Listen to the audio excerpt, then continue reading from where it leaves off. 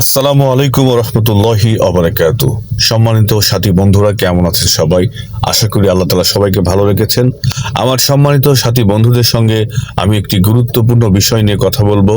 অবশ্যই আমার এই কথাগুলো আপনারা মনোযোগ সহকারে শুনবেন এবং এই ভিডিওটি যে কাজের উদ্দেশ্যে আমি নির্মাণ করেছি, অবশ্যই যদি আপনার কাছে মনে হয় যে এই ভিডিওটি শেয়ার করলে আমিও এটার বিরুদ্ধে আমি একটা প্রতিবাদ করতে পারবো, তাহলে অবশ্যই এই ভিডিওটি আপনি শেয়ার করবেন। সম্মানিত সাথী বন্ধুরা, মুক্তিযুদ্ধ স্মৃতি জাদুঘর মাদপুর দক্ষিণ পাড়া আমার নিজের এলাকায় অবস্থিত হওয়া সত্ত্বেও আমরা এর কোনো সুবিধা পাচ্ছি না। শুধু আমি একা নই, এলাকার প্রায় সবাই একই সমস্যায় ভুক্তভোগী। এই সরকারি প্রতিষ্ঠানটি বেশিরভাগ সময়ই তালাবদ্ধ থাকে। জনসাধারণের প্রবেশাধিকার নেই বললেই চলে। একটি মুক্তিযুদ্ধের স্মৃতি জাদুঘর তো শুধু একটি স্থাপনা নয়, এটা আমাদের মহান মুক্তিযুদ্ধের ইতিহাস ও আত্মত্যাগের স্মারক, যা নতুন প্রজন্মের কাছে পৌঁছে দেওয়াই এর প্রধান উদ্দেশ্য। কিন্তু বছরের পর বছর ধরে এটি অবহেলিত অবস্থায় বন্ধ পড়ে থাকলে সেই উদ্দেশ্যই ব্যর্থ হয়ে যাচ্ছে। প্রশ্ন থেকে যায়, কেন এই জাদুঘর সবসময় তালাবদ্ধ থাকে?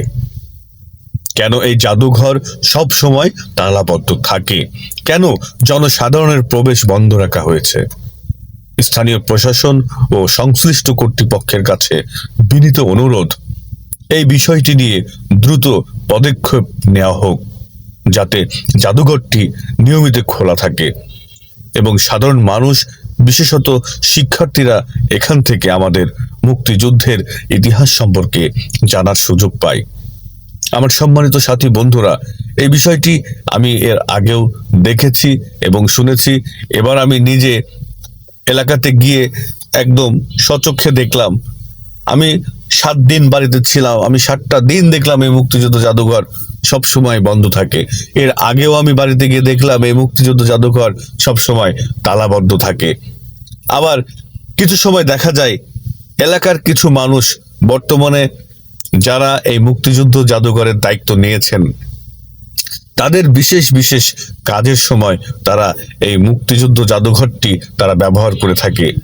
তাহলে আপনারাই বলুন, এই মুক্তিযুদ্ধ জাদুঘরটি শুধুমাত্র কি 2-1 মানুষের জন্য নির্মাণ করা হয়েছে? এই মুক্তিযুদ্ধ জাদুঘরটি শুধুমাত্র কি 2-1 মানুষের জন্য নির্মাণ করা হয়েছে, যারা তাদের প্রয়োজনে ব্যবহার করছে আবার তালাবদ্ধ করে রাখছে?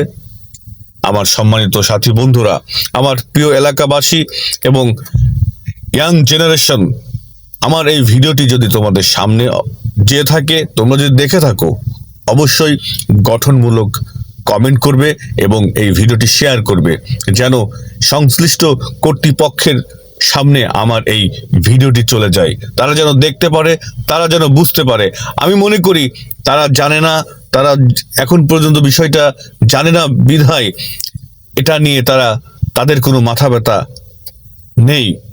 আমি চাই এই ভিডিওটি এমনভাবে শেয়ার করবেন যেন এটা কর্তৃপক্ষের চোখে নজরে চলে যায়, তারা যেন এই বিষয়টা নিয়ে খুব দ্রুত পদক্ষেপ নিতে পারে। সম্মানিত প্রিয় সাথী বন্ধুরা, আমার উদ্দেশ্য এবং আমার কথাগুলো অবশ্যই আপনারা বুঝতে পেরেছেন। আপনাদেরকে অসংখ্য ধন্যবাদ।